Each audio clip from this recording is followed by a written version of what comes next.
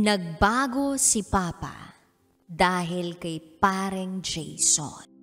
So umalis kaming magkakapatid at hindi alam yun ni Mama. Then pagdating namin dun sa lugar, wala kaming naabutan. Hindi namin sila nakita. Walang balak sana naming magkakapatid, sabihin namin kay Mama pag meron na kaming solid proof na pwedeng maging ebidensya na maipapakita sa kanya. Kaso hindi namin naabutan eh.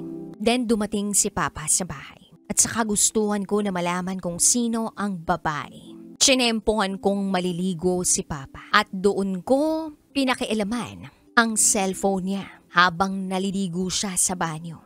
Then napakunot ang noo ko nang makita na merong kakaiba doon sa call logs niya. Tila ba ang lagi niyang kausap ay nagngangalang pareng Jason. Napatanong tuloy ako, sino ba itong paring Jason na to? Meron ba akong kilala sa buhay ni Papa at ni Mama na paring Jason? Parang wala naman eh. Na-curious ako, kaya dito ko na tiningnan ang recent messages niya kay paring Jason. At dito na nanlaki ang dalawang mga mata ko.